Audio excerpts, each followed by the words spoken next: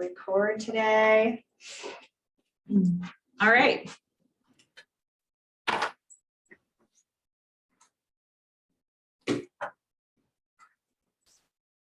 How was everybody's weekend? A lot of lead gen. God. Got a lot of lead gen in. Okay,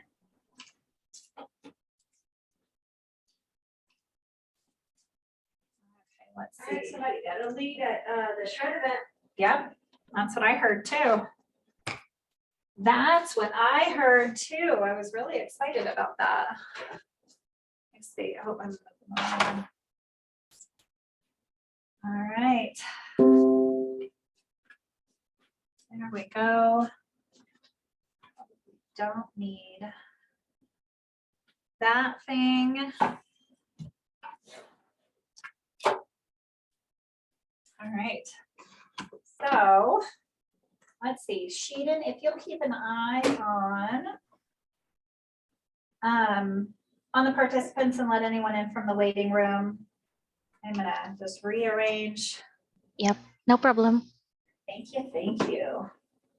Rearrange the screen so I can see everybody. There we go, and then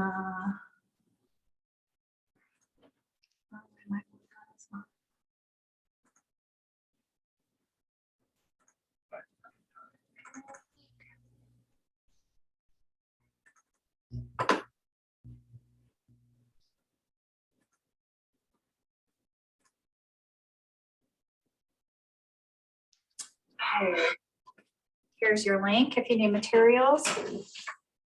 You will not find materials yet. If I can figure out the copy machine a little better, I will share the excerpt that you need from Shift with you today. Otherwise, you're going to need your Shift book. I have a couple of them if you guys want to use those. If you have a digital book, you'll want that. If you need to grab it really quick, you can do that. But your Shift book is going to be where you get your materials at for today. Yeah, I don't have a shift book. Is there one I can grab? Okay, yeah, if you want to just borrow one of these for today, if you want to keep it, we'll throw it on your office bill. They're just $15. Yeah, if one more in here to borrow, and then somebody's gonna have to go up front and borrow one from them. Yeah. Yep.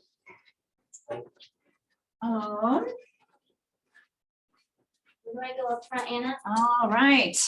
Yeah, see if, you know what, there's gonna be one in the copy room up front, Okay. just up on the bookshelf. Go ahead and grab one up there. Here so everyone can see it. You guys are reminded to bring Red Day stuff in for Wednesday and Thursday. Here we go. Ground rules for every class.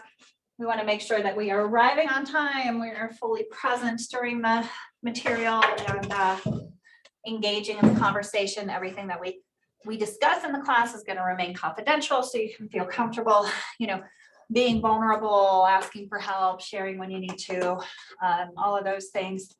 Let's see if I can get this guy to work again today. All right. So here's where we're at and where we're going. Let me do this for the Zoom folks too. Let me change the video so that you can see me instead of the class here. There we go.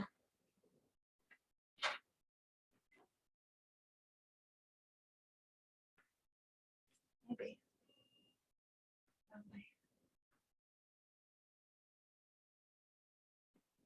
There we go.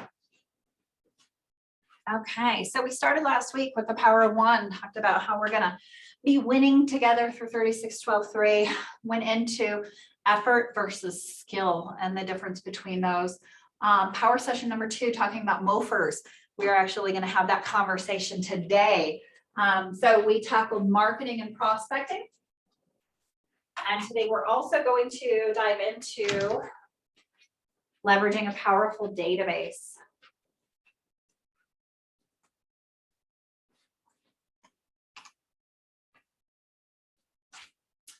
That's right, these are in the wrong order. Okay. Tomorrow we're going to look at touch plans and communicating with our database. Leveraging events will be Wednesday, and then Friday will be agent to agent referrals. We do not have class on Thursday because of Red Day. So make sure that you're here on Thursday helping with the Red Day events as well. And then we dive in next week. We're going to be looking at farming and door knocking. Gosh, these are all messed up. Sorry, guys. One more. There we go. Prospecting and open houses on the following week. And that'll conclude with farming and door knocking. And then we'll get to social media and video. We're going to be looking at internet lead generation, conversion, nurture, and follow-up. Sheldon, will you send me a note to fix these slides today? Or if you can hop in and fix them so that they're in the right order, that would be awesome. Okay. Thank you. Otherwise, we're going to be, 2 weeks in and I'm still going to be doing the same thing. So the goal of this course is through the month to be identifying 3 different lead generation tactics and using them to create one lead generation strategy. Right? It's really looking at this as a holistic plan. So we're going to be learning about all of those different components and growing our habits. Right? So every single day we have these 4 daily success habits. The first is to know our numbers, to lead generate for 3 hours a day, to track our numbers, and to spend some time every single day developing these skills.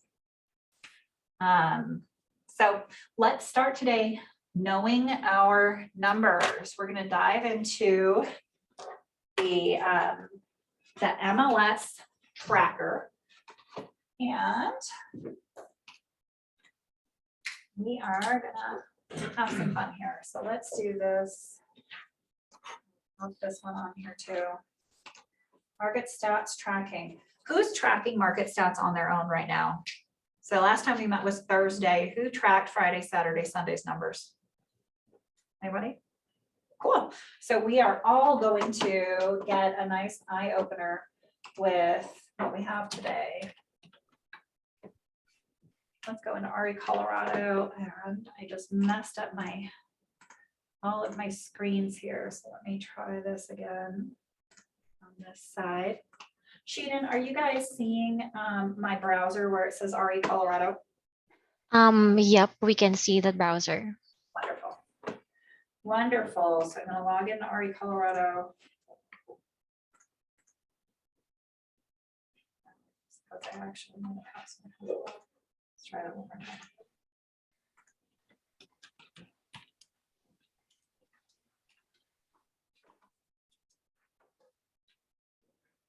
All right. So if we go back to our tracker, we're at 5/9/2022. The Monday. Just the way that I look, we're going to come back to active listings. We're going to start with new listings, fill all of these in, and then we're going to come back to active listings, and then we're going to take a look at them all together. So I'm going to pull this just off to the side here, and then we're going to go into RE Colorado here. New listings. Okay. I see 1,388 new listings, 345 coming soon. A pretty good number. 197 back on the market. 159 price increase.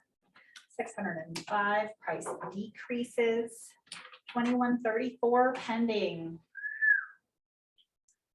Busy weekend in real estate, wasn't it? Withdrawn 105. Closed 1637 and expired 105.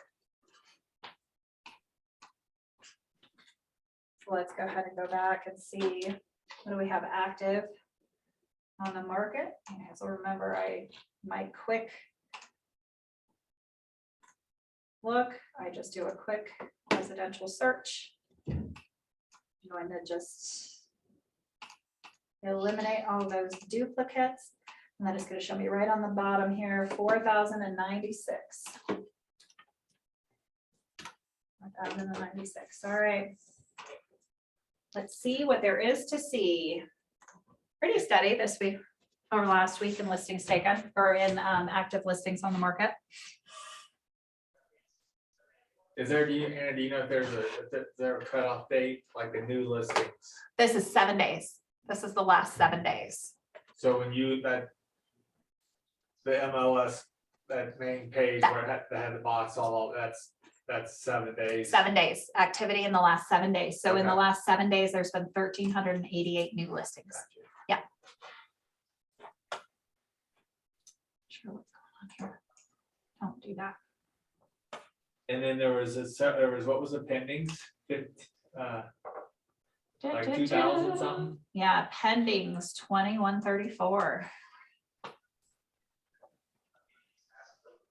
So they're going under contract faster than they're coming to market? Is that how I read that? So we had a decrease of new listings going on the market and an increase in homes going under contract. Yep.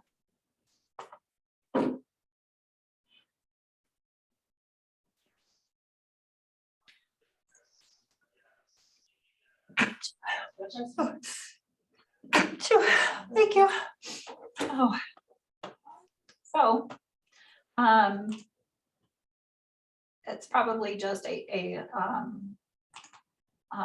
percentage of active listings become withdrawn, right? But that number continues to climb.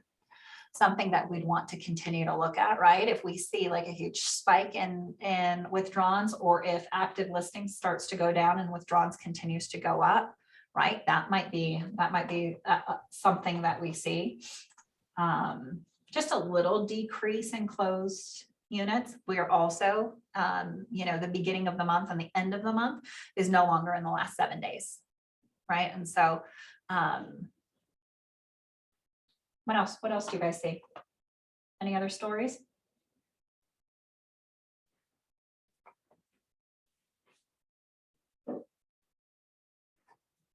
Just curious, how does that compare historically? What was a typical market for active listings? Like back in the day when it was more. Michael, how many active listings do we have 10 years ago on the market? 1,000. That's when I got into businesses like 29 to 33,000. So still really low Yeah.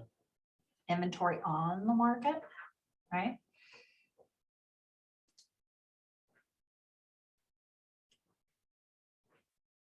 Yeah, this is pretty standard issue for where we're at right now. Yeah, it's been like that for Right. several years, right? Well, Ish, right? Dipping down under 2,000 listings has been yeah. pretty new, right? That was just in the last year, we've started to see these actual historic lows. So our listings have doubled in 2 months. Yeah, active listings on the market have doubled in 2 months.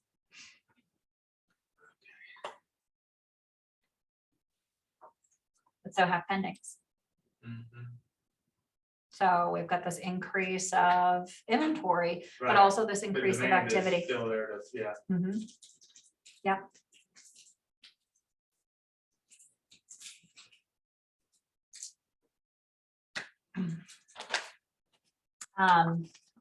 Since you guys all have your shift books, this wasn't part of it, but we'll revisit this anyhow.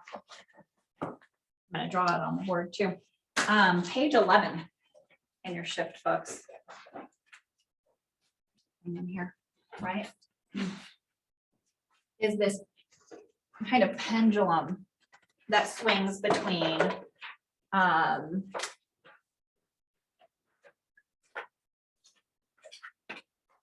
a seller's market and a buyer's market, right? And so it's here, but it's gonna go that way, right? And it goes slow, fast, faster.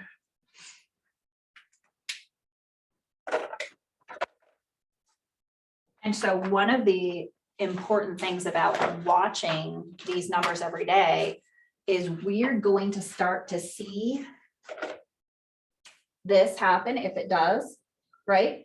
Before other people start to see it, right? Because what happens first? Does the inventory start to build up on the market, or does demand start to fall? Demand falls, right? So pendings and closings will start to fall. But those incoming listings are going to continue to rise. And so that's why it's slow, fast, faster. While the pendings and the closings are falling, that's going to be the slow start of the transition from a seller's market to a buyer's market, right? But as those pendings and closings start to decline, as that demand starts to decline, sellers haven't gotten that message yet, right? So they're still listing their homes. So inventory starts to rise. And then what happens is you start accumulating an absorption rate, right? The month's supply of listings starts to go really, really fast from 2 days to 2 weeks to 2 months, right? And that's what we see here. So by tracking this every day, we are going to identify it while it's still slow and be able to adjust our businesses while everybody else doesn't know what's happening until it's already happened. If it happens, So what would adjusting your business look like? right? It's all about lead generation, right? The next chapter in the book. But those are some of the signs of an upcoming shift, right? And so those are the pieces we're going to be keeping an eye out for, as well as how are we telling these stories, right? How are we communicating what's happening on the market? Has anybody heard from someone in the general public yet that the market has slowed down because interest rates are rising? Has anybody heard that yet? You're going to, because it's on the news, right? So it's going to trickle down to your consumers, your friends, your family. What is this showing us?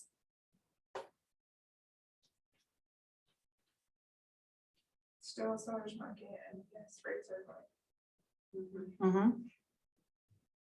There's Yes. an article I saw, it may have been over the weekend, but the combination of the appreciation of home prices and the spike in interest rates, that the average or median mortgage payment's up 42% from a year ago. 42%. What does this So show that was you? 2,000, if it was, you were paying $2,000 a year ago, now it's almost $3,000. Okay. The argument is that incomes haven't increased that much. Exactly. No. So can this last forever? No, but right now, what does the evidence show us? It's still Yeah, happening. still strong. It's still a good time. This is probably, right? This is probably the top-ish. Appreciation can't continue too much longer with exactly what you've just said. Yet right now, really strong. Right? Is there a way, I'd be curious, is there a way to pull the data, like the buyers of like, excuse me, where they're coming from and what percentage are the iBuyers, Open Door? Is there a way to pull that data by chance on our own? Like how many buyers Or coming in are from like, California, right? I know we got as a migration state, people are moving here, but I was just curious. yeah, I don't know. You Sure. might, connect with a title rep who has who does stats and see if they can pull those things for you. I don't know that that'd be easy to find. I don't know where to start looking at that. Where my gut goes is why? I just don't know where all this demand is coming from. Yeah. Would that be important to you? If I were a home seller, would that be something that's important to me? I mean, yes and no, yeah, I mean, it depends on the. I'm thinking more from investment purposes, Okay, and then. Yeah. So that's what I'm thinking, but then also seller, if you're selling right now, you don't really care because you're probably gonna sell pretty quickly. But. If you're selling a few years from now. Then. then that you might be want to know different. why you should sell now instead. Yeah. Yeah. Because of those factors. Yeah. Like I'm trying to get my wife to sell and she won't do it. Well, so. I'm a bird in the hand kind of guy, then two in the bush. Yeah. Well, so what else would we be looking for in these market stats? What else could we see here? How else would we use this in conversations?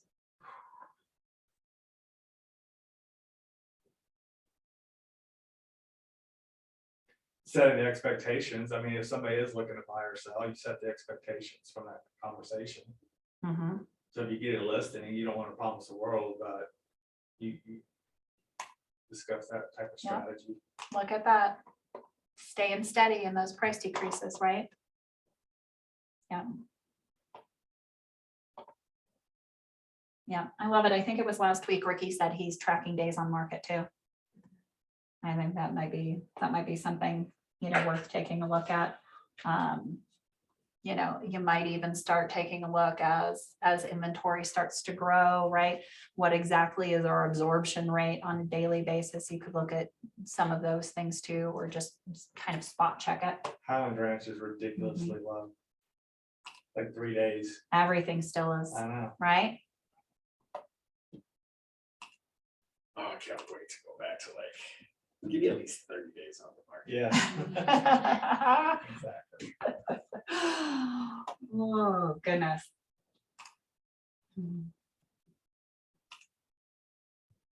All right. Cool. 3 hours of lead generation with the trick being map this out in advance. So, so tell me a little bit about lead gen last week. What did everybody do for lead generation? I've been focused on circle prospecting, but my results aren't that good because it's 100% cold calling. And just leaving voicemails and messages. So Yeah. getting very few people on the phone, if you will. What are you doing in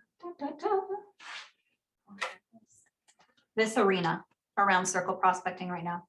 Are you diving all of your skill development into circle prospecting? All of my skill. Are you developing your skills on circle prospecting? Are you spending as much time sharpening your saw as you are using it? I mean, I think there's always a chance to sharpen a little more, but I do have a script that I use. And with Gwen, on last week, I am getting a little bit better of like trying to push and get a little extra information. Okay. So on that front, I've made a little progress. Yeah. Well, so here's why I ask, especially when you're starting out, that's not a natural thing. Like most people do not like hop on the phone and they're natural, and they get a lot of joy and energy from like people not answering or hanging up or all of that stuff. So it can be a real high burnout activity. So it's really, really important, especially when you're in those high burnout activities, to be working on the skill set that goes along with it. Otherwise, if the skill set, remember last week, we were talking about effort versus skill. If that skill set doesn't improve over time, then why in the heck would you continue to put that effort into it? And you might be able to do it for a day, a week, a month, but can you do it for a year at a really high level? Can you do it for even 2 weeks at a really high level without furthering your skill set? So that's why I would highly recommend that you're spending at least some time sharpening the saw on your skill set there. If it were me who was cold calling right now, I would be spending as much time developing my cold calling skill set as I was actually cold calling. Doing any of these things, script practice with or without a real person on the other side, but preferably those objection handlers. I would want somebody to say no to me 12 times, right? Like over and over and over and over again. Role play, right? Get somebody back and forth on that. Hear other people doing it. Observe the way people are diving into some of those pieces, reading about it, right? There are some awesome books about scripting in general. One of them is actually called Objections. Might be something to look into. Has some great objection handlers, right? Attending action focused training. Are there other places where you can live circle prospect with others who are doing the same thing? You might have to seek them out a little bit, but I know they exist. And then are you working with somebody one-on-one who's helping you look at your numbers and identify those places to develop your skill set? Because otherwise,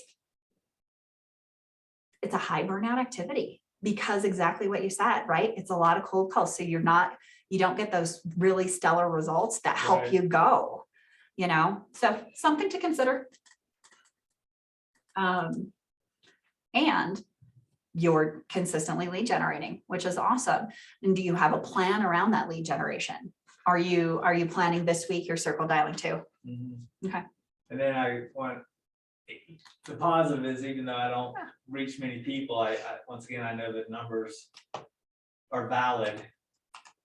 And then I can do follow-up, so I can do my Twilio campaigns as part of Smart Plan, and I can do some other things on that front. to Yeah. Stay in touch. Yeah, to do the follow-up. My only thing is like from prospecting and cold calling, my whole sales career is hunting. So, I mean, yeah, I don't wake up every day saying, woo-hoo, let's go cold call, but I mean, it's something I'm very comfortable doing. I've Yeah. done it over long periods of time. I just don't know my numbers yet, because how many hours, how many calls do I have to make before I get someone interested? How many people do I have to get interested Yeah. until I get the contract or buyer's agency? But you're tracking, right? Yeah, I'm trying, but I just haven't gone through that whole process yet. Yep. In this front, in this arena, I've done it obviously in my previous careers, but That's awesome. That's awesome. All right, so who else? What else are we doing for lead gen? We focused on inviting to the events, the two, the shred and then. So that's been your lead gen for the last week. Awesome. What are our plans for this coming week? Do you guys have each day mapped out for your lead generation? Monday to Wednesday. Mm-hmm. Well, we'll go on Friday. Mm-hmm. Sorry you missed it. Maybe that's what it is. There we go. Yep. That's what we've got planned too. So if you're going to join us, obviously today was self-guided lead gen. Today was Red Day prospecting. Tomorrow's Red Day prospecting. Amy's going to be walking through kind of the quarterly call concept on Wednesday with Red Day invitation scripts. We don't have guided lead gen on Thursday, and then on Friday, follow-up Friday. So great for Red Day follow-up. Yeah. Do you know, sidebar, how long we're collecting Red Day? Like if they want to donate? I think we can. Sorry, you missed it, but you have still have. it. Right, I think we can keep the collection window open for as long as we want to. I think when we did it with, what do you call it? We continued collecting until like we cut them the check, right, for last year. This one's a little different because that collection is not to us, it's directly to them. But so we can keep that open if it makes sense. But we'll probably have like a final, press number by the end of the day, Thursday. a quick question. I don't know if anybody else has seen this, but so I'm gonna try to expand obviously to FSBOs and expireds in Mhm. terms of my lead gen. And 2 different times I've gone to Zillow to look at FSBOs in like Douglas County area. And not one FSBO is listed on Zillow, so that can't be right. No, it's pretty right. You're only seeing like 2-3 FSBOs a day. Yeah, there's not. But I'm seeing like 0, like none are, Well, yeah, I mean, I'm talking about 2-3 for like Denver Metro. Yeah. Oh, okay, Yeah, so I don't Well, think I it's went- crazy to look at Highlands Ranch and be like, there's no Yeah. Fizbo's. okay. But there are today, though. I didn't look today. There's but- no Yeah. today. Yeah, if you take a look like, at the market statistics, and I have them up, from,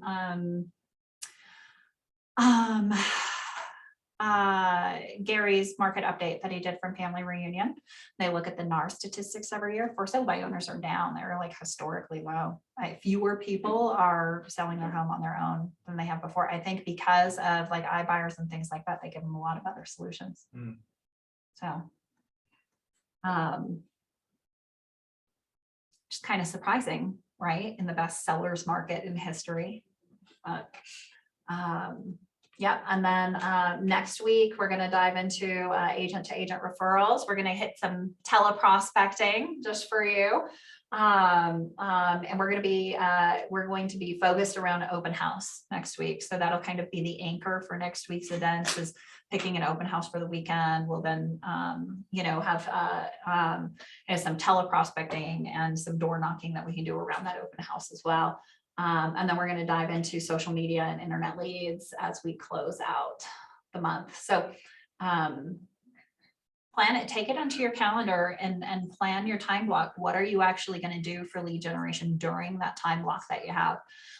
Especially if you're building a strategy that includes multiple events, right? Like if you're driving towards events, or if those events are open houses or whatever it is, backwards plan from that event so that you know what lead generation you're doing every day. And you're prepping for that the night before. All right, track your numbers as you're lead genning, use the number trackers. Anybody figured out the Snap Habit thing yet? Other than hitting the button, go green, Yeah, that's all I got. It's a lot. me too. Cheated. Did you get any traction on Snap Habit? I know you were gonna do some digging on the internet and see if we were missing something. Yep, but I was not able to find it yet. That totally went out of my mind, but I will definitely search more about Snap Habit today. Yeah, let's see if we can find some resources. I will tell you this, I was playing around with it. And if you go out of the lead gen and you go to just the bottom buttons, you can chat with everybody and you can see your friends there. And that's where I could see all of your updates, and I could actually see who pushed the green button for the day. So it's still pretty cool accountability. So definitely make sure that you're using the Snap Habit every day after your lead gen, and you're getting, you're tracking your results on that piece. Whether you're using this or a different type of lead gen tracker makes no difference. If you need access to the Snap Habit, you can get it here. So I'll leave this on the screen for just a moment so y'all can grab it.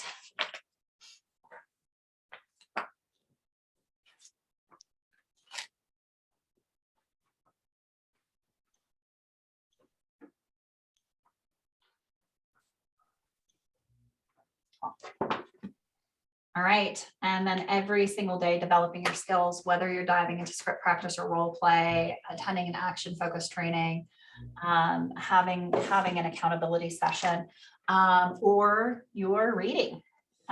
So this past week, we were working on Shift. Anybody make any progress?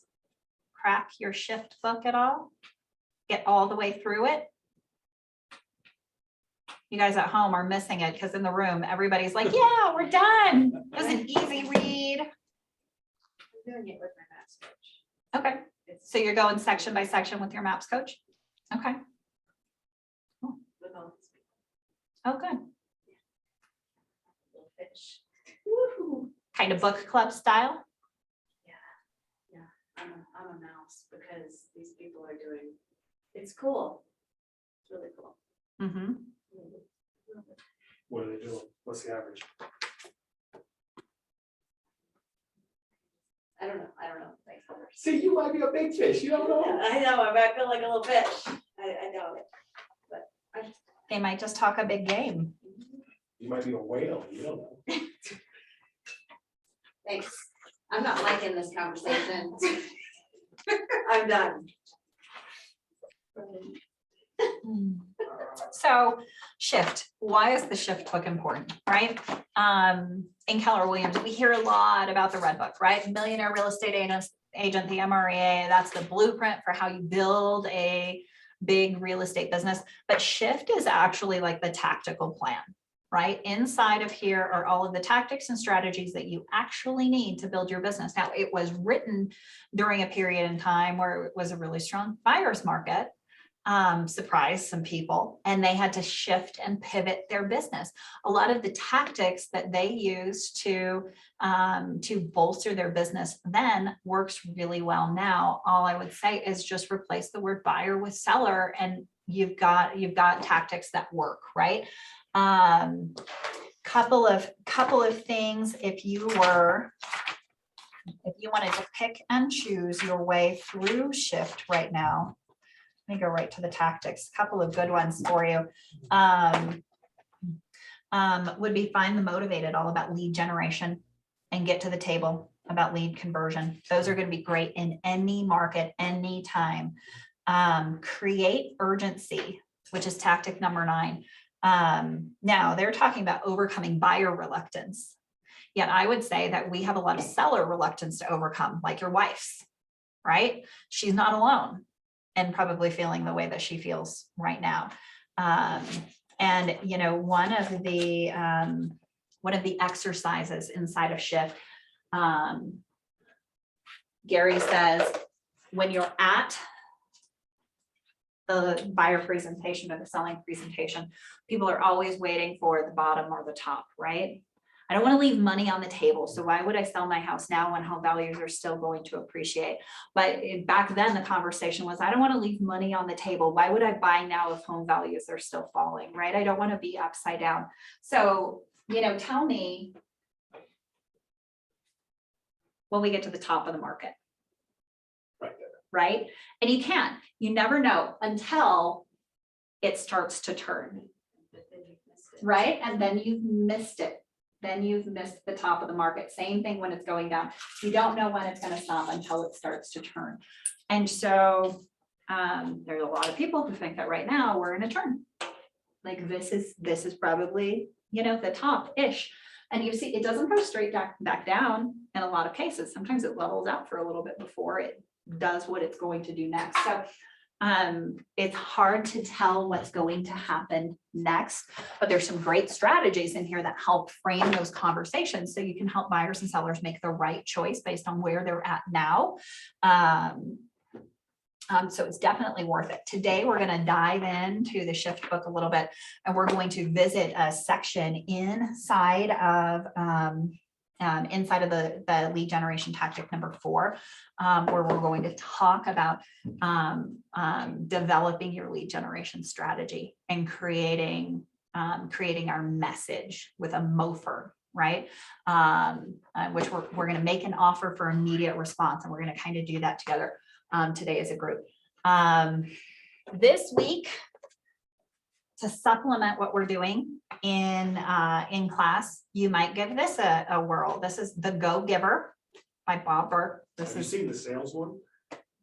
No, I don't think I have. I know there's like all of the Go Givers, the Go Giver leader, the Go Giver salesperson, like there's probably the Go Giver doctor, right? They've put a different flavor on all of those. So I've just read the original flavor. Yeah. Is the salesperson one much different? I mean, I'm sure it's just a different parable, right? So this moves pretty quickly. It's a fairly entertaining read. It's definitely not something where you're going to need like, you know, where you're going to have to like go back to it over and over again for all of those tactics. But he does have 5 laws in here of stratospheric success. And they all revolve around serving others, adding value and contributing to others. So it's definitely worth the read or the listen. This one's a really good one to listen to. You'll get a lot out of that too. If you're listening to it, I'll tell you how many hours it is so you can prepare 2 accordingly. hours and 54 minutes. I just happen to be here. 4 There you go. minutes, 10 seconds. Yeah. It is a lot less for me. I slowed it down this morning when I started it to just 2.35. So I felt like that was a better cadence. Have you heard it? She listens to it at 3 times. It's like. It's really It's fast, not but you bad. work your way up to that, you know? Yeah. That's- It's also sometimes if you catch me like right out of the car and I'm like, hi, how are you? Right? That's why. That's how my mind is moving. That She's had a fast. little too much cocaine. It's a thing. It's coffee, always just coffee, I promise. No, it's not even coffee, it's tea, just tea. Another short one next week as we start actually kind of converting leads and having those conversations. It's called Exactly What to Say. And just like with the Go Giver, there's different flavors of exactly what to say, but I've got just the original version of that. So that's a really good one. And then follow up and close the sale to close us out. All right, so before we move on, who actually took a stab at it and did a little in their shift book? Crystal, you could have passed because you weren't here last week. Well, just what we did. That's what you did in the group. Well, that's gonna have to be enough because I want to give away some swag. I need to start throwing candy at people or Bonnie's gonna be mad at me. Let's see, what do we have today? Let's see, I have little journals. These are cute. They're like purse size. I have bigger journals. I have beer koozies or beverage koozies, which I'm not allowed to throw at people. 'Cause Thank you. Poor Ken, I think I just about took him out last week. Was it Ken or was it you? It was Ken. I think, yeah, I got him right in the chest with the pen. Goodness. I messed up. You did. You did. It was all over the place. But for showing up today, I do have some cool stuff for everybody in the room. So these are fun. You can put them on your notebook or your laptop Oh, or no, now we're talking. your anything, right? I do have more. I'll get you my counter. Aren't those cool? Nice little sticker pack. Mhm. Oh. There you go. Aha. Just throw it in there. Exactly. They eventually. We have a big thing for Louise. All right. Okay, let's take a group vote too, which bag shall we open first? So we've got starters, we've got assorted chocolate things, and then we've got assorted gummies. What do we need? Chocolate for the caffeine in it, huh? There it is.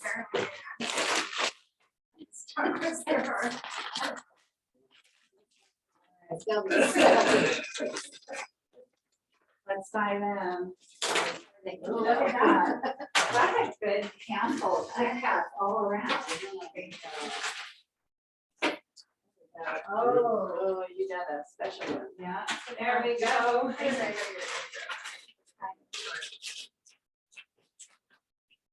Now, if Bonnie asks, threw those right at everybody. It's gonna take some working up to. All right. So here we go, homework today. Last week, we had some homework all around your unique selling proposition. Was that useful? Did anybody walk through that piece, or have you decided that yours is good where it's at and you know who you are and what you do? Cool. All right, so definitely can continue working on that. It is in the drive under resources, right? Start with step 1 and 2, give it a break, reflect on that, and then go to step 3, 4, and 5. Step 1 and 2 is just defining what people say about you and what you say about yourself, right? Who you say you are. And then in step 3, 4, and 5, you're going to refine those. You're going to use some keywords and create like an elevator pitch and a USP, a unique selling proposition out of that. And then if you want extra credit, there's also a branding assignment in there that you can go through assignment's the wrong word. It's not assigned to you. It's a, it will walk you through how to develop your brand and your voice. So that's in those resources as well. So who am I? How do I look when people see me? How do I sound? What do I want people to think of when they see me or my brand, and all of those pieces. Well, and then of course your homework today is to prepare for tomorrow's lead gen. So Haley, what is tomorrow's lead gen? For me, Mhm. tomorrow is Tuesday, so I didn't visit my entire neighborhood yesterday, so I'm gonna try and finish that up. And yeah, I always do social media, but like I said, I'm not seeing much return on that yet. Hopefully that's Yeah. coming. Well, stick with it. So the lead gen you're preparing for tomorrow is to go back out into your neighborhood. Yeah. Okay. Yeah. Love it. Love it. Love it. Start tomorrow's lead gen. More circles, circle dialing. Awesome. Gwen, Red Day. Red Day. What specifically are you doing? Are you calling on Red Day?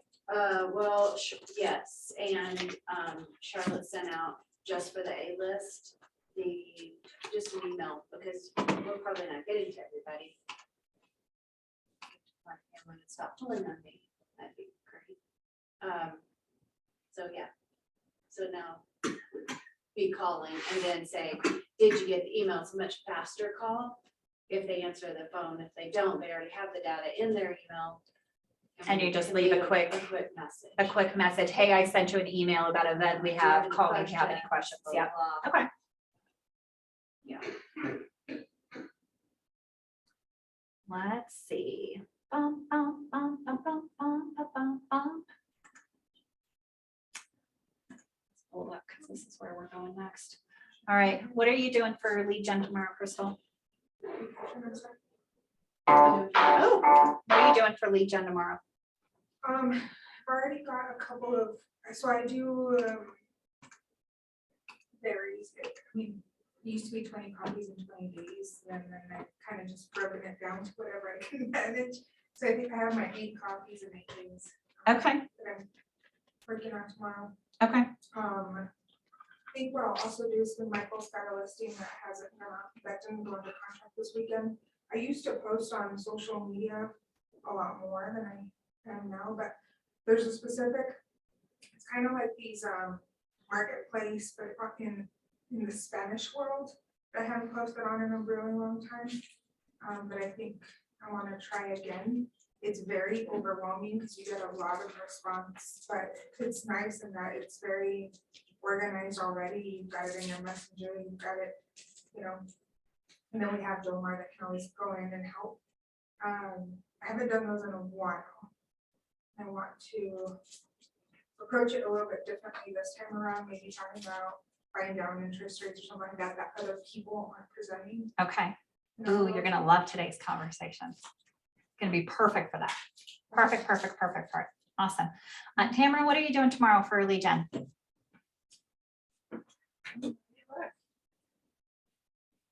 don't know if this counts. I was gonna do my schedule for the month for social media. So that I have it all scheduled, but if that doesn't count, then I need to go visit some people in person. Okay. I would tackle both, right? I'm kind of late to the game on this stuff, so. You're good. Well, so remember our lead generation block, that 3 hours includes preparing, taking action, and maintaining, right? So preparing that lead gen calendar for the month, that's great, but make sure you're taking action. You get the first post done and you see those people too. Yeah. Cool. All right. Okay, so we're going to dive into 2 conversations. So today is really about the introduction of the database. We're going to be using our database for the rest of the week, right? We're going to be doing touch plans. We're going to be focused around events, and we're going to be growing agent to agent referrals. And these are all database heavy activities. So we need to make sure we have a really solid foundation for that. So we're going to be talking about database, and then we're going to have a conversation about MOFers, making offers for immediate response. And we're going to brainstorm some different MOFers that we could use in today's market so that we can start crafting those messages. And we'll talk a little bit about message and method and dive into our shift books to be able to help us out with that. So let me bring this over to anybody who's like been around for a minute. This is going to be, this is going to seem really basic, right? This is an overview of how you use your database by Gary Keller from like ancient times, right? I'm pretty sure this originally came out on a VHS. Okay, in fact, I'm certain it did. Our market centers have had VHSs of this. It's called Gary in the Box, right? So we're going to talk a little bit about, we're going to watch Gary in the Box. We're going to have a brief conversation about how we would utilize that in our world and how we digitally make those same things happen. And we're going to share some best practices, and then we're going to pivot and talk about the making offers for immediate response, about MOFers, and do some brainstorming together.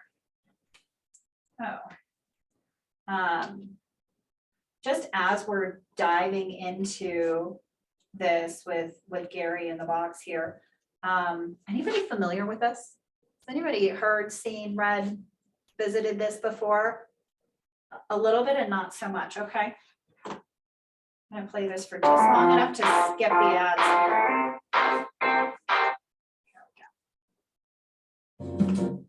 Let me make sure y'all can hear it at home too.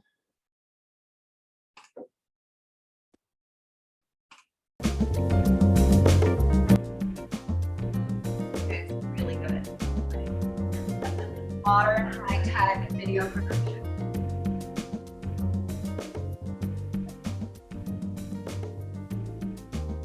Hey, Chris, so you just finished your lead generation course, Yes, and did you enjoy that? yes, I did. Good, good. I do have a question for you. Okay. The course spent a lot of time talking about contact database management, Uh-huh. and I don't understand where that fits in. Also, Gary, I understand that's where Keller Williams was built, Sure, absolutely. And it's still built that way today. okay? It seems like a really mundane task, but the book talks about it quite a bit. Right. Can you tell me more about that? Sure, absolutely. Think of it this way, Chris. Sales is an activity. If you're going to build a sales profession, however, you're going to have to build it on contact management. A sales profession is contact management. And when we talk about contact management, we really have two broad issues we have to deal with.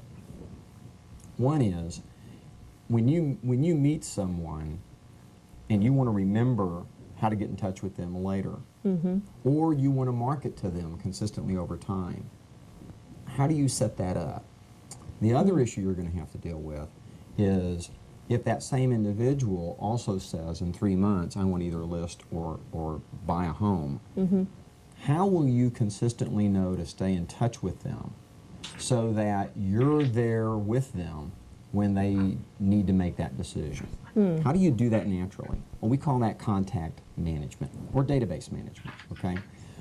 Keller Williams was built on actually this box right here. I've dusted it off for this video, but I went back and pulled out the actual box I used in 1979. Now today you have technology, and we'll talk about that in a second, but I'm going to encourage you that you start your lead generation program to build your career on a box. And as quickly as you understand the concepts and you understand what they do for you, then I'm going to say go for it. And whether that be in 30 days, 60, 90 days, or a year, I'm going to say then, once you understand what you're trying to achieve with the system, then go sit down and analyze the different technology options, programs that are available today that will help you do this a lot easier and a lot quicker. Okay. Because technology will do that. Okay. But one of the mistakes that a lot of people make is they jump into technology too quickly, and they don't really understand what it's supposed to do for them. Okay. If you do understand that and you want to go ahead and go with technology, that's fine. But I'm going to encourage you to wait just a little while. What I don't understand, Gary, is, well, I can understand the concept of a file system, Yeah. but I don't understand how I'm supposed to use this on a day-to-day basis. Okay. That's what I'm struggling with. All right. Well, can I just go to the box and open it and just talk to you about it for a second? Sure. Okay. So if essentially this is my business. I want you to think of it this way. When we hear about professional individuals outside of real estate, doctors, lawyers, and you hear about them selling their practice, what are they selling? Well, they have some equipment and all that, but ignoring all of that, what are they actually selling? Well, I imagine their clients. Right, their client database. Yeah. Okay, what if they Okay. hadn't kept one? What if they hadn't nurtured it? What if they hadn't, what if that was just a loose bunch of names that people had done business with them over the years?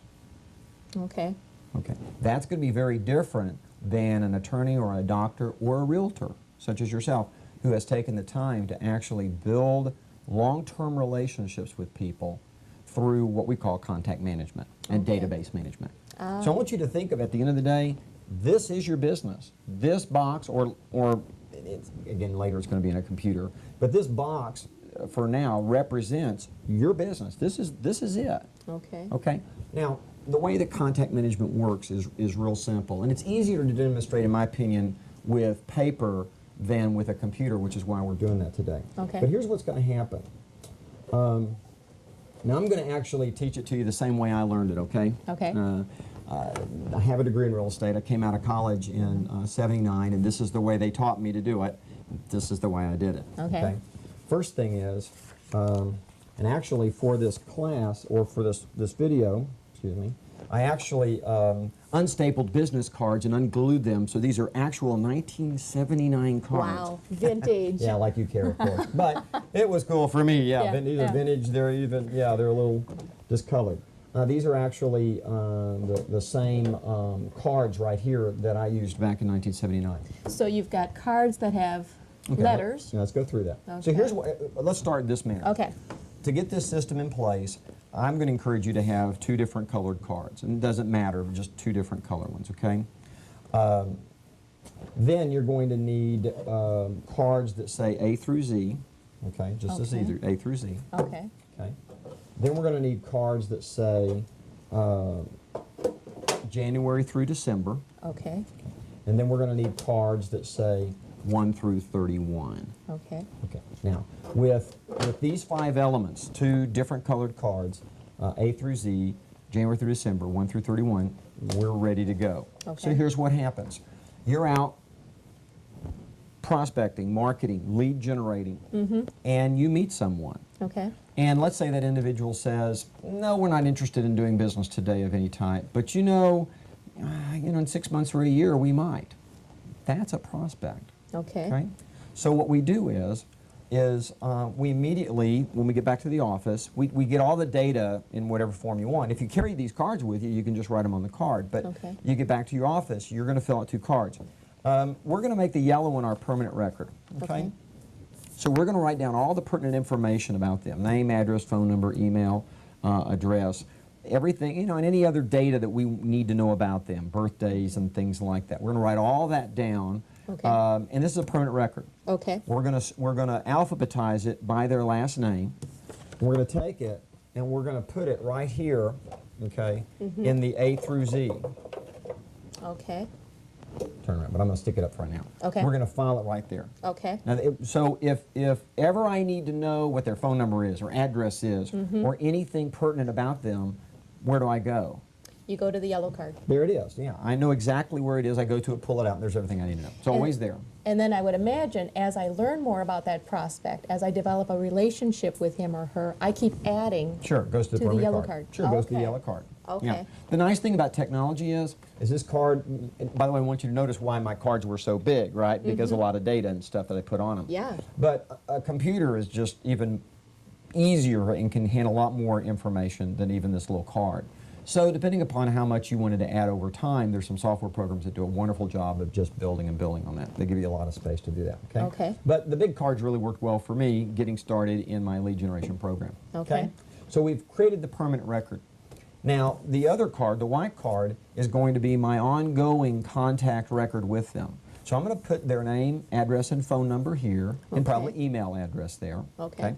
And maybe the names of spouse, kids, or whatever, just so I have that there. And then I'm going to write the date, today, and I'm going to say, met, had this discussion They said that they would be needing to talk in 6 months to a year Okay. about, let's say, selling their home. I'll write that down. Bam. Okay. Okay? Now what do I do with this card? Here's what I do. I go through, and let's just pretend that today is January 1st. And 6 months then is going to be around June. So what I'm going to do, though, is I'm going to put it probably in February or March, but probably February. I'm going to give it 30 days or 45 days or whatever. I'm just going to drop it behind that month. Okay. Okay? And we're done. Now what's going to happen is I'm now going to roll along January, February, March, April, okay? I'm going to roll along, and come February, the first thing I'm going to do at the beginning of the month is I'm going to go to my February card, and behind it I'm going to pull out all the cards sitting there. Okay. And hopefully we're going to have a big stack of cards. Okay. And as I go through them, I'm going to find their card, and it's going to say, they said, you know, they might be doing something in 6 months. That would be June of this year. Okay. Notice it's in February. And what I'm going to do is I'm going to look at it and I'm going to go, do I need to do anything with them this month? Okay. It's a reminder. We call that a tickler system, right? Yes. Okay. It's called tickling the files. So what I'm doing is it's going to pop out automatically, and I'm going to say, do I need to do something with that? If I do, then I do it. Okay. Call them, write a note, drive by and see them, whatever. I do whatever I think I need to do. If I look at it and I go, nah, you know what, it would be bugging them, or I actually ran into them or something, or somehow I have knowledge or an opinion that isn't it, what should I do? Well, I'll just put it in March. Okay. So I just bump it if I don't want to Okay. do anything with it. If I do something with it, then I keep it in my stack, and that's the group of cards I worked this month. Okay. Okay? So you only use that once a month? What, the card filing system? Yes. No, here's what happens. Now that we've set the system in place, let's go one step further. Let's say, for instance, that I have another person that I meet, and I have my permanent record. I fill all that out. I file it under the permanent record. But this person needs to buy a home, or something needs to happen next week. Okay. Or I need to follow up again with them next week. Okay. Okay, what do I do with that? Well, I fill out the interim card, Okay. okay, and I pop it under January, but notice I have 1 through 31 in here. Ah. And 1 through 31 is sitting behind January. So I now pop it behind January 8th. Okay. Okay. Okay. So what happens is that in the month that I'm in, let's say it's January, the month that I'm in, I actually have the 1 through 31 behind that. Okay. And I'm moving the cards through the month. Ah. So Okay. I'm working the 1 through 31 all month long. Okay. Okay, just a simple little system. If I have an assistant, that individual's doing the same thing. If they know of things that need to happen or need to be done, they drop them in behind those days too. Okay.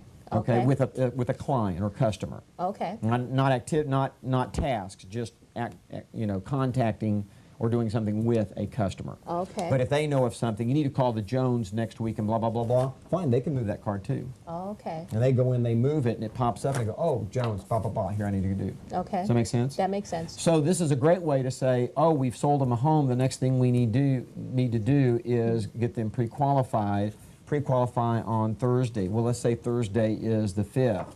Bam, I put it behind the 5th. I take care of what I need to now, put it behind the 5th, it pops back up. Okay. So you don't have a special section for customers, a special section for prospects, a special section for past customers? No. They're all treated the same as Yeah. you work your way through? Sure, it's just my customers. There's Okay. no reason, there really is, I actually tried that, and that didn't work well at all for me.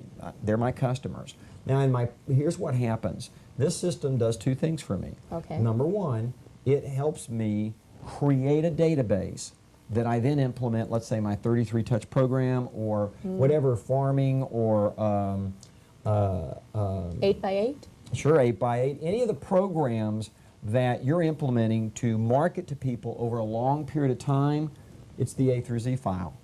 You pull it out and that's what you market to. So think about it. Every month you're doing two things with your file.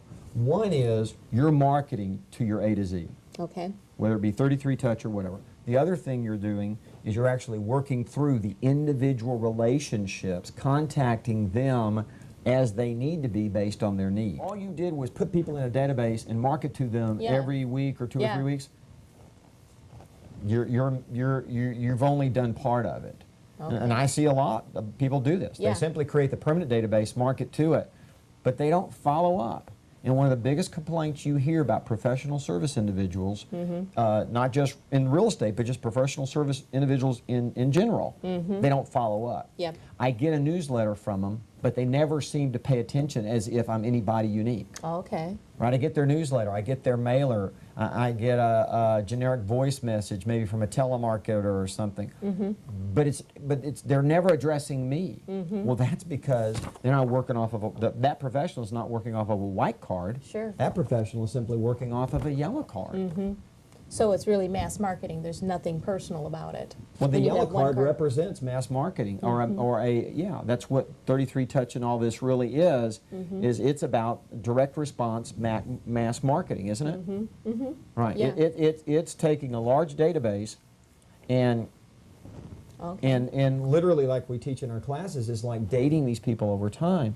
But the thing is, it's not really personal. We have to attach to it as well the white card, which is the ongoing, what do I need to do now? So essentially, if you think about, we can probably wrap this up by saying that if you think about contact management or database management is, you should always be moving the car, the game is always moving the car forward, right? Yeah. It's always, and even if you sell them a property or whatever, or sell their property, you don't throw away the card, the white card. The white card says, now what do I do? Yep. You would be amazed. People even moving out of city or out of state, keep them. Write down their new address. Call them up every 6 months. How long would that take? Yeah. All right, any other questions? Boy, I can't think of anything. All right, good. I really appreciate you taking the time to explain this to me. You're welcome, I dear. heard Good you luck. were the master.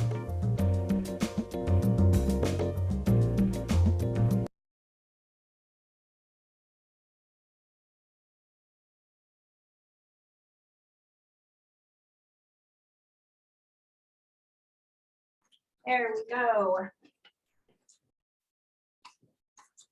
Let's move everybody back over here so we can chat. Okay. What'd you think?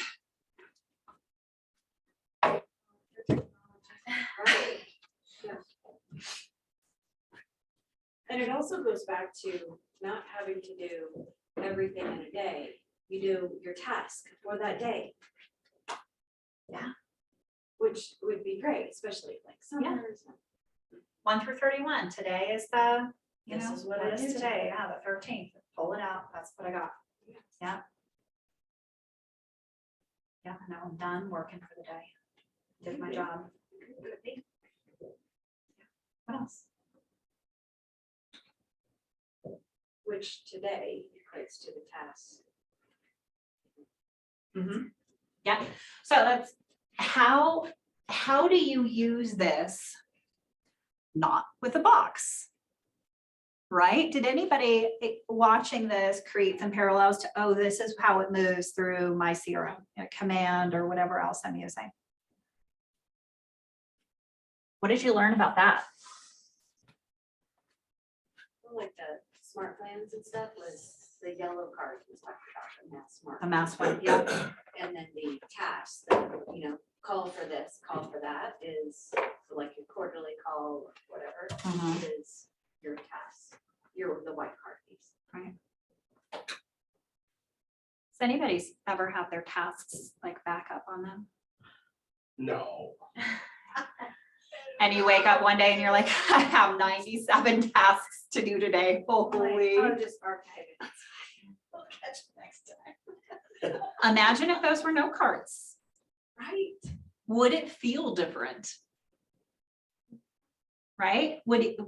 How would that, what would be the emotional attachment we would have to that if we saw all of these cards backlogged? Right? If we open up our file box on whatever day it is today, right? May the whatever, and we still have February in there, right? Or March or whatever. And we're doing it. We're doing the job, right? We've got our touch plans working. We've got all of those pieces. What about sitting down and actually writing out the new cards? Is that a pain point for anybody else? I mean, obviously, we're not writing out the cards, but to actually put them in your CRM. It's just time consuming. I would call it a pain point, but it's definitely time It's consuming. a pain point for me. I hate to do it. So what we started doing is a job form. Okay. And when we onboard a new client, one of their tasks, or the homework for the client is to visit our link and fill out our form. Put themselves in your CRM. Okay, I like that. And it asks for more than just contact info. It's like, what's your birthday, wedding anniversary, kids' names, kids' birthdays. So they would really have some data to go off of. Geez, Michael, I just wanted to buy a house. Why do you need all this? I know. Yeah. Where do you put that at? Once we get all their info. It goes in- I mean, where do you put the job form? Where does that reside at? Is it in like I don't know, a website somewhere or Yeah, it's an email or? it's a link. So if we go to distinctclients.com, then we pull up the form, they fill it all out, and then it goes to our cyberbacker, and then he'll enter it into our CRM. I got you. Love that. So for them to peruse your website, and look at houses, they gotta think. Is that what you're saying? Well, no, that's one of the things we do. So yeah, if like we're running a Facebook ad, and if they see our ad, they're looking over our website. Well, then it's just that they fill out that form, and it's just name, email, phone number. Yeah. But once we pick you up as a client, then you have to fill out this additional form for me. I got you. Mhm. Yeah, I'm a big fan of the somebody else gets to do it.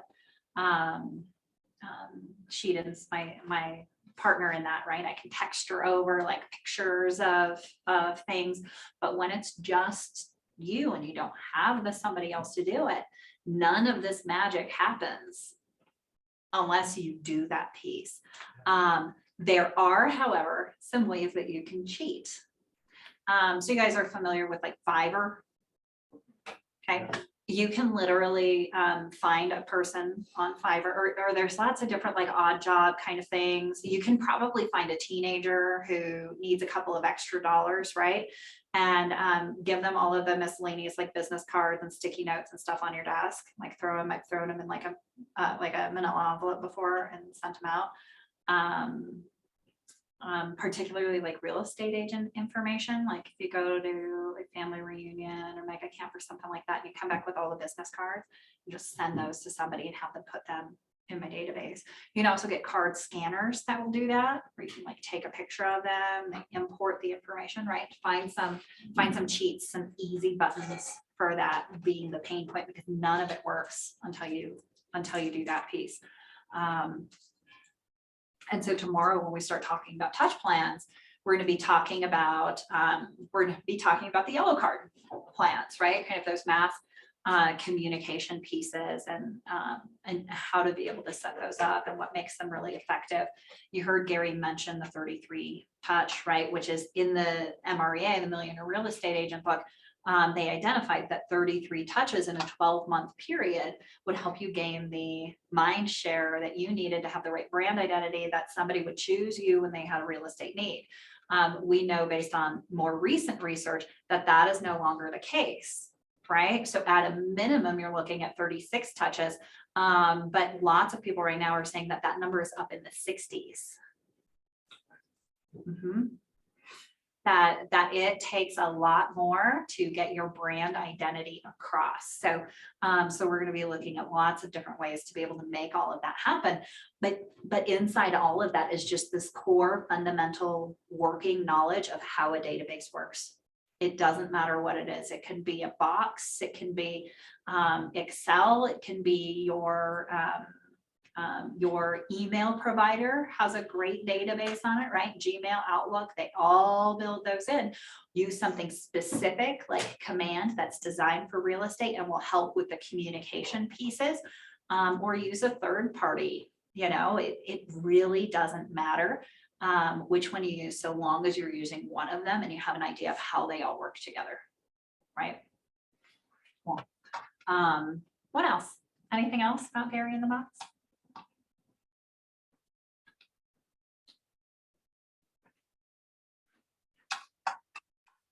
I love some vintage Gary. It's one of my favorite videos. One of my favorites. Let's talk about MOFers.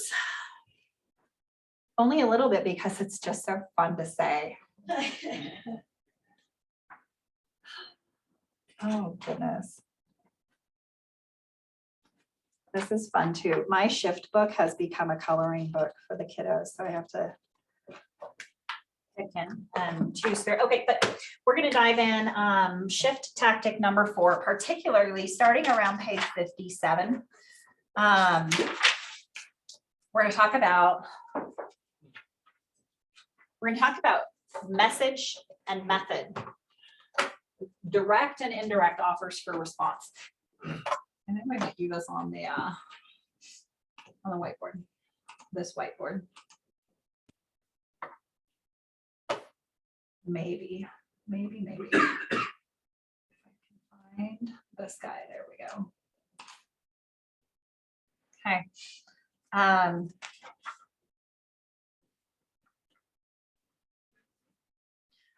So Gary really dives in this section about message and method and making sure that the two match, right? And that you are being really effective with your communication. And one of the tools inside of this is what he coins the MOFer. What others would call this is a call to action, right? Same thing. Your MOFer is an offer for immediate response. And every time you are marketing or prospecting, you want to come up with an offer for immediate response, right? So you're going to be doing that.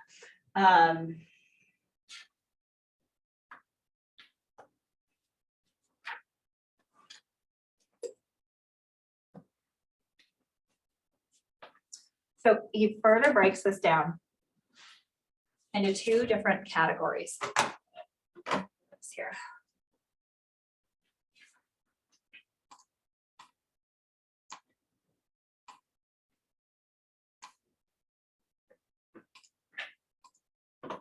With a direct or an indirect offer.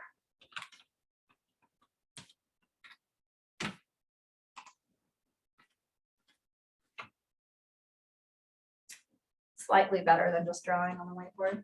All right, so a direct and an indirect offer for immediate response. What do you think the difference between these 2 are?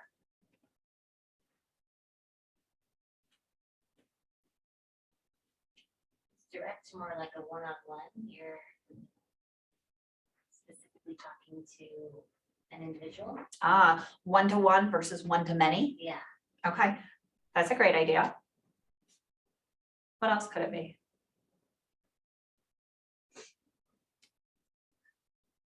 So Gary says that a direct offer would be for your primary service. Do you want to buy, sell, or invest in real estate with my representation? That would be a direct offer. But an indirect offer might be, would you like 6 tips to raise your credit score so that you can purchase real estate, or 13 strategies to help your home sell faster, or maybe here's a CMA so you know what your home is valued at, right? That would be an indirect offer. So I'm offering something that's adjacent to my services that might help us grow the relationship that gets you into it. It says either way you're going to make a MOFer. So you're going to make, let's see if I can make this prettier.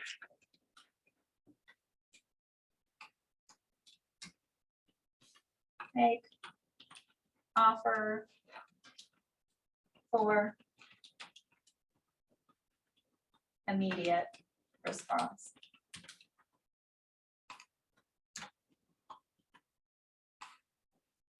So whether you are using your core service, right, buying or selling real estate, or you're using an indirect offer like a CMA or a tool or something like that, you want this to be something that requires an immediate response, right? Click here to, or call now to, or sign up for your, right? As opposed to, think about this for a week and let me know if you'd like to, right? Call me when you're ready to. Yep, exactly. Exactly. So we're going to make an offer for immediate response, whether it's direct or indirect, it doesn't really matter. Last week, Michael, you and I were kind of reflecting a little bit on the MOFR breakout session from Masterminds a couple of weeks ago. MAPS held their annual spring masterminds, and one of the first breakout panels was all about MOFRs and what they use, what these top agents are using and their offer for immediate response. And so what was that one that we were talking about last week? If I got you a cash offer today, would you be interested in selling your home, something like that? Yeah, absolutely. A great, circle dialing script or I think that's how that guy was using it, right? If somebody were paying cash for your home, cash offer, yeah, I wrote it down. Da, da, da. Yeah, if we brought you a cash offer, would you be interested in selling? It's a great little offer, right? You've got somebody on the phone with you, you're asking a yes or no question right now. Would that be a direct or an indirect offer?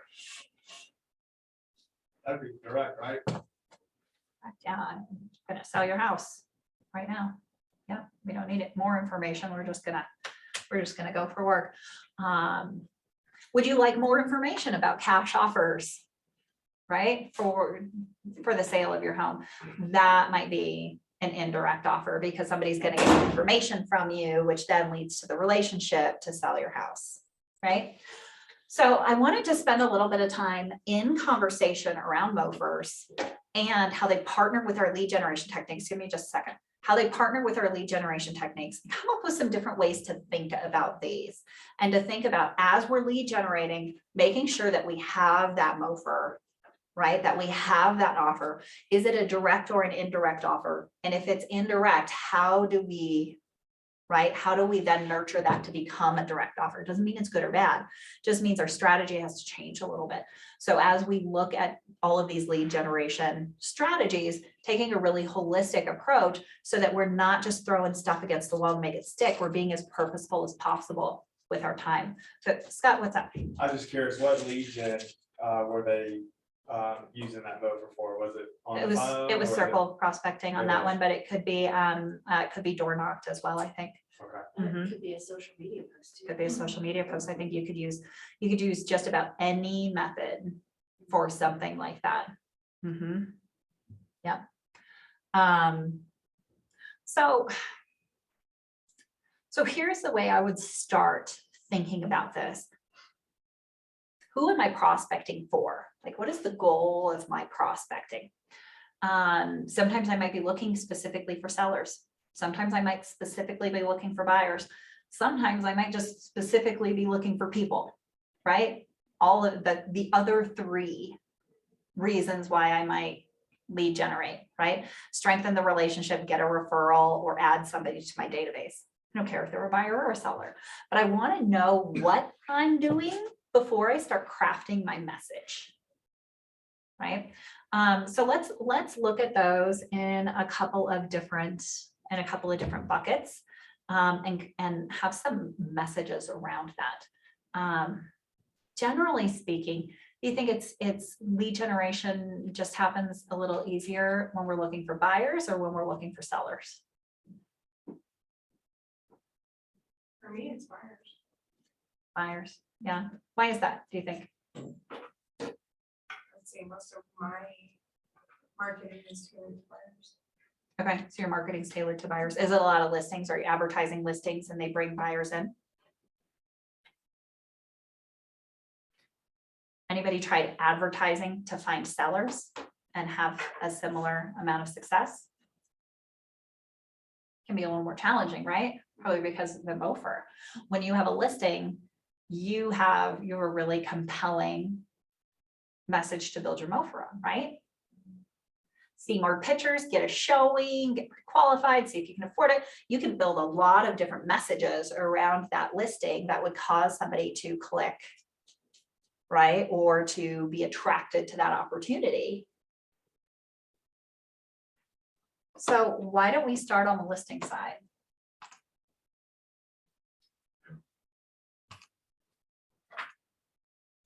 So what might be some of the messages that I would use to attract a seller with either an indirect or a direct offer?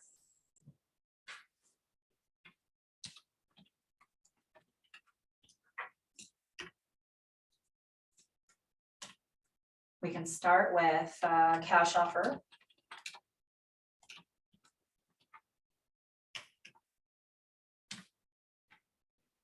What else?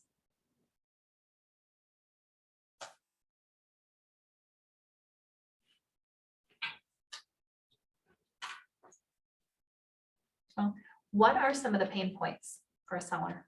If I had a problem I were looking to solve, what might it be?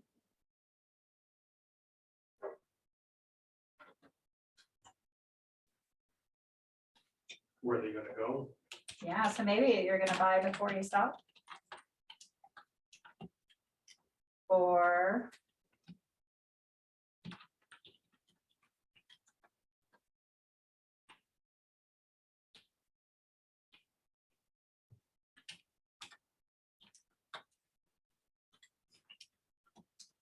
make you not homeless.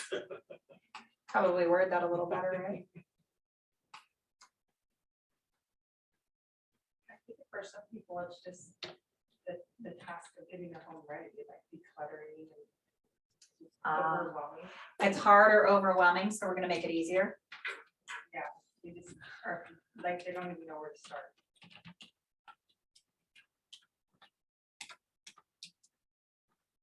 Okay. Yeah. 6 ways to get your home ready to sell in your spare time, right?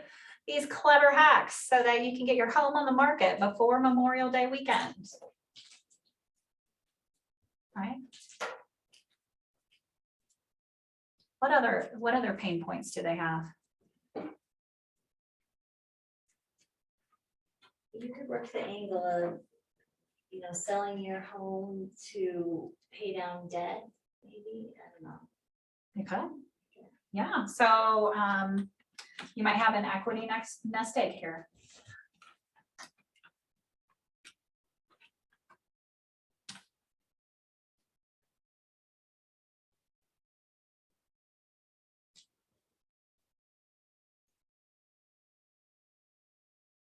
What other things keep sellers from being sellers? Scott, what's your wife's concern with selling your home right now?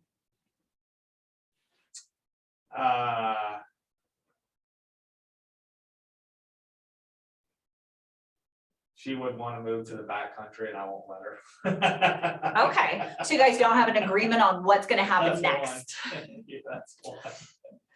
Okay,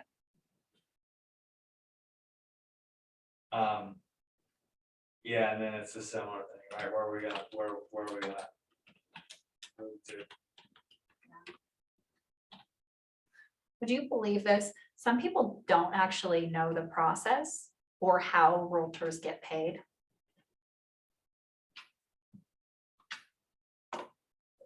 First time we sold a house, I thought we had to save up commission. I didn't realize we paid it at the sale of the house. Isn't that silly? I know I had a seller today, I kept saying MLS and she said, sorry, what's the MLS? And I felt really bad because I should have thought that she probably didn't know what that was. Sometimes we make assumptions about some things. So, Yeah. yeah, what happens next, how it works. Would you be surprised if you started advertising something and it was like, sell your home now, don't pay until it's sold, right? Lawyers do that all the time, right? Like, you know, no fee due unless we win, no fee due unless we sell it, right? Yeah. People don't know that that's standard practice. Could be a offer. Could be an offer.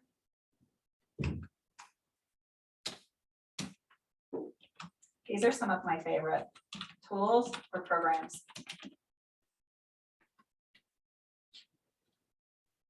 And they work in conjunction with all of these pieces too, right? If you identify a pain point and you have also identified a tool or a program that solves that, then could you actually lead generate around that program and change the conversation around it?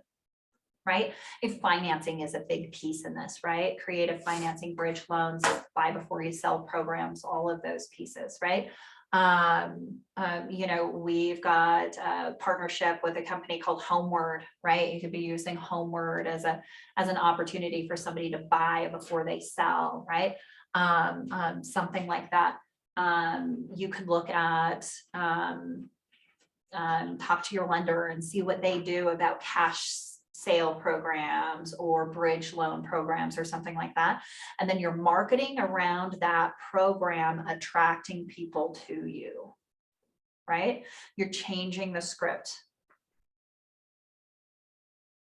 Yeah. What about some buyer offers?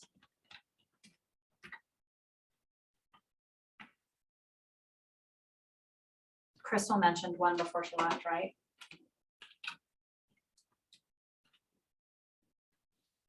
The marketing on listings.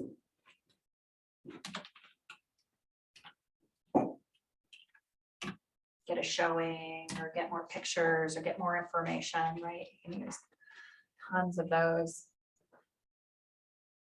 What are other pain points for buyers right now? Interest rate. Interest rates. What would a MOFR around that look like? Yeah, don't wait. Yeah, don't wait. Interest rates are rising, so get in now.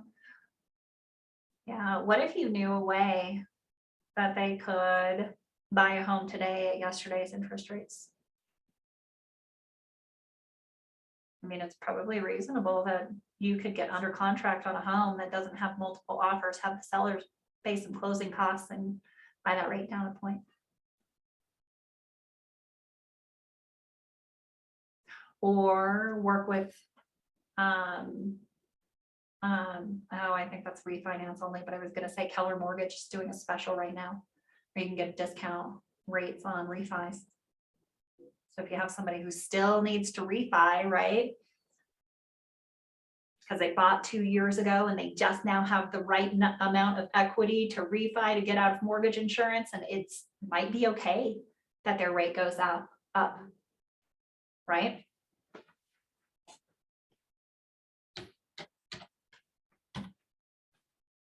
What else?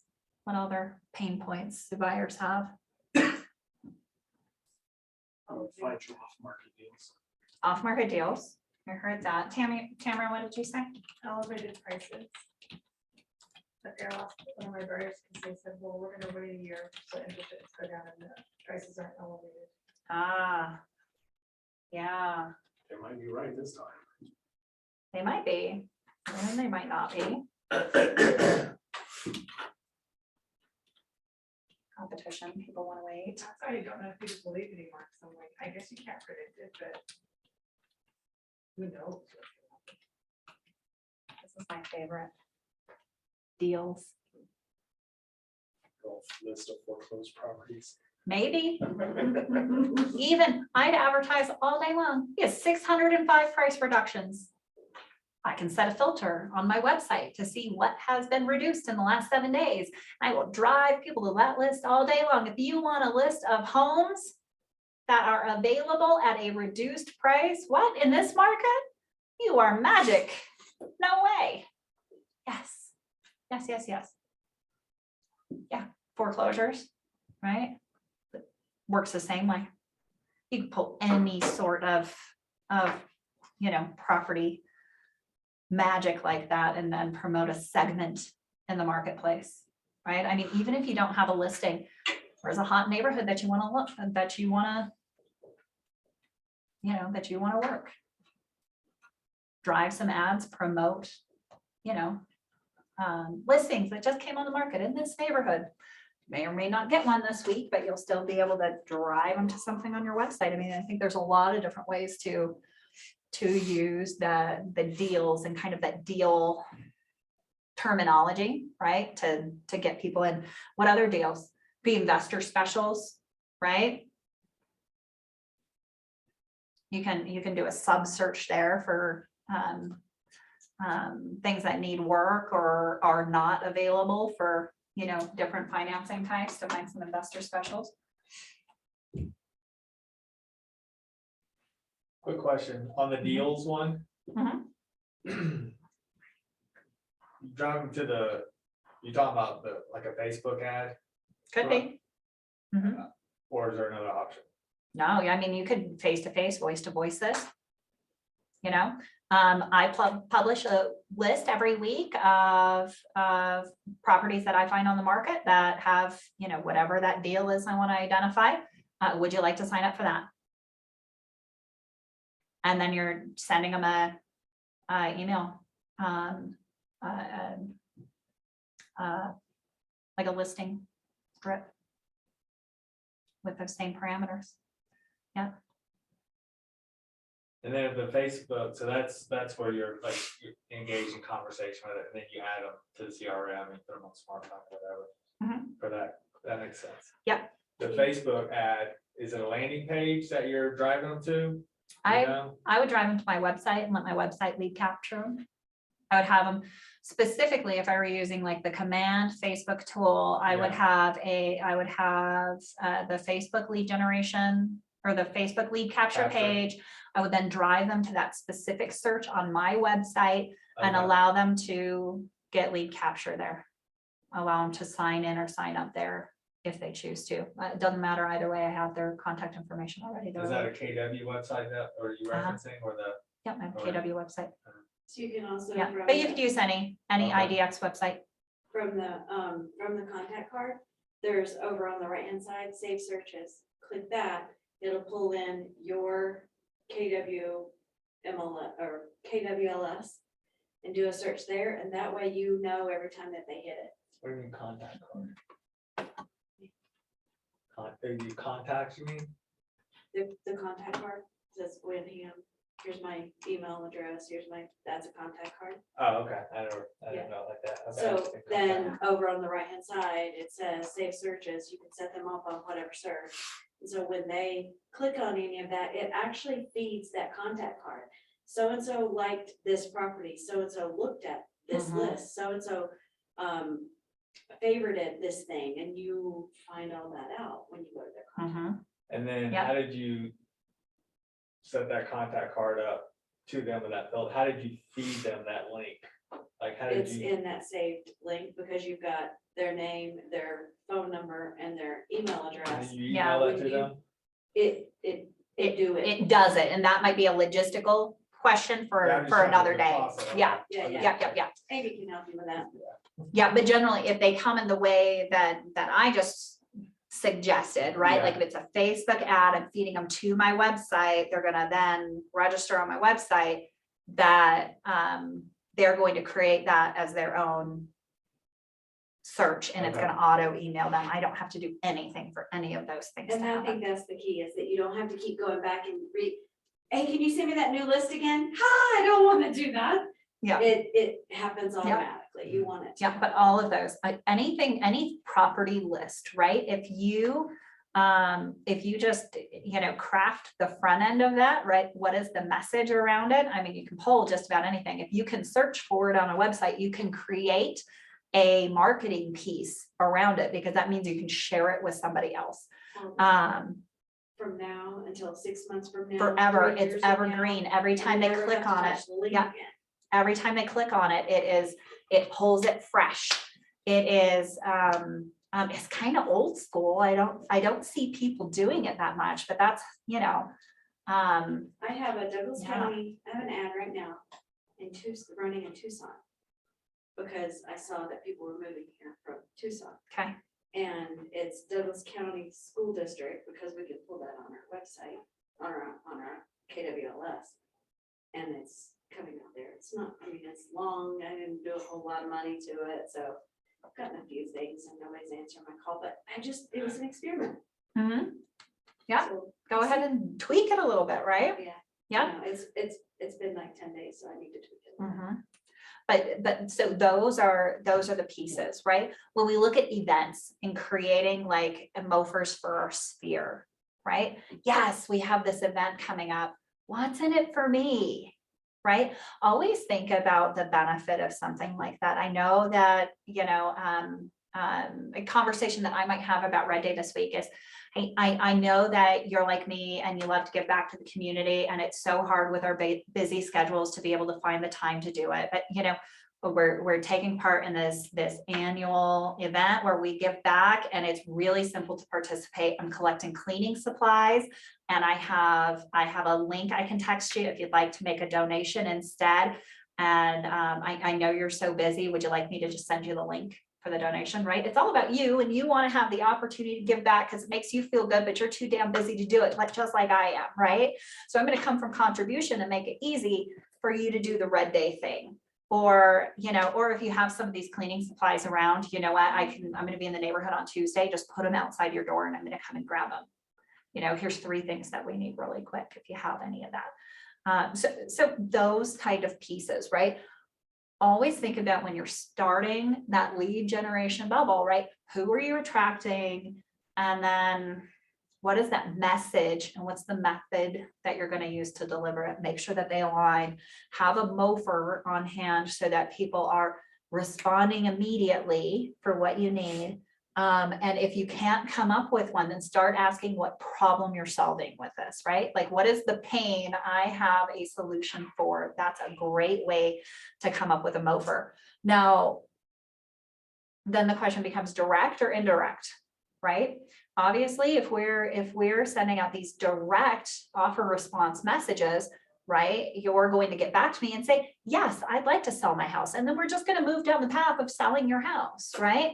But if it's an indirect message, then we've got to make sure that they're going into our CRM, right? That we're moving them through the database, that we have that we are moving and reaching out on their white card as often as we need to nurture that relationship and to get them into a direct relationship with us instead of just that indirect offer response. But those indirect offers can be a really big deal. It's a great way to be able to get people to your cause, right? For buyers, a property list is great. Even though there's a lot of different places that a seller can go get the value of their property, people still have a really good result when they're offering property valuations, right? See what your home is worth, click here. Because there's a lot of curiosity around that. Let's see.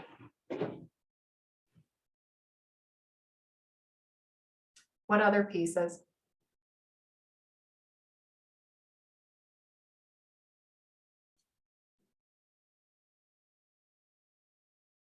What situations did we miss in bringing them over for? Next week, we're going to talk a little bit about open houses, right? As kind of an anchor for lead generation and as a lead generation event. What are some specific offers that we can bring at an open house?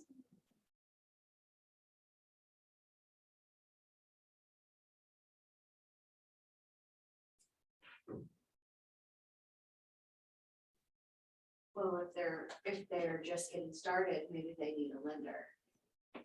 So you can connect them with people, Mhm. your people. Yeah. That can be a good foot in the door, making that offer for creating the connection, getting the contact information exchange happening, right? You can also ask, if they're there at the open house and something in that home doesn't fit their needs, you can dive deep into what they're looking for. If they need another bedroom, you can say, well, the house down the street just went up, you can look there. Absolutely. I love that as an offer for immediate response.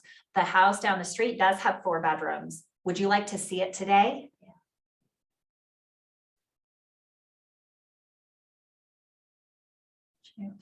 Depending on what's happening at the open house, I might close that puppy down and go sell you that one, right? I don't know, but I've been there 2 hours and I've had 2 people through. Yeah. It's your lucky day. Let's go. Let's see if we can get in right now. Right? One of my favorite open house scripts ever. Would you like to write an offer on this home today? And you just ask everybody. Would you like to write an offer today? We're going to have one of two answers for you, right? Yes or no. And then you get to see where, yes, wonderful. Would you like me to write that offer for you? Right? You're working with a real estate agent, open that whole can of worms. No? Okay. Is there another home that you would like to see today? Right? How far along are you on the process? They're probably not going to just say no. They're going to say no, and we haven't really talked to the lender yet, or we just started looking, right? It's going to be a no and. Might as well just go right out and ask the direct question though. Would you like to buy this house today? We can make it happen. Cool. Tomorrow, we are going to be diving into touch plans inside of our database. What they can look like, what they should look like, what kind of things build a good touch program, how we can keep those going inside of our database. Wednesday, yes, Wednesday, we are going to talk about events, leveraging events, and the different types of events that we can leverage inside of our business, right? Social events, client appreciation events, pop by events, real estate related events like open houses, seminars, things like that. And how you can use those as lead generation in your business. And then no class on Thursday, but when we get back together on Friday, we're going to dive deep into agent-to-agent referrals. Homework tonight is to plan your lead generation for tomorrow and make sure you track your stuff.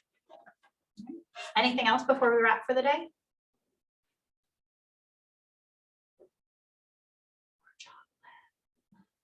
Yes.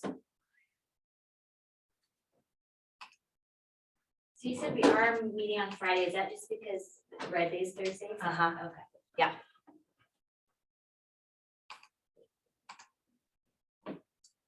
Yep. Keep this party bus moving. Absolutely. I tell you what, I probably wouldn't,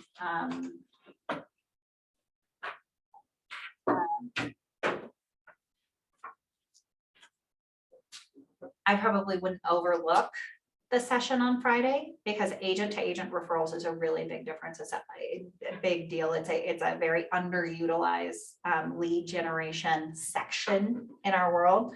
You can get a lot of traction there really, really quickly because you're literally talking to other real estate agents who are doing what you're doing. And if you do that, if you show up at even a kind of a good level, you impress the pants off of most people, right? Because nobody shows up in any way, shape, or form, generally speaking. So if you show up even at like a 3, you're doing pretty good. But we're going to talk about showing up at a 10, and we're going to have some fun with those conversations. They are the ones talking to all of the people having the real estate stuff, and they're going to love having a relationship with you. So, agent to agent referrals is a really big deal. We're gonna dive into that. Yet, if you need the link to participate virtually on that because it's a Friday and it's not our normal day, then let me know and we can make sure you get that too.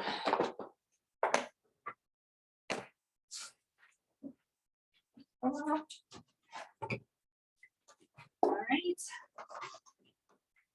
Anything from you guys at home before we go?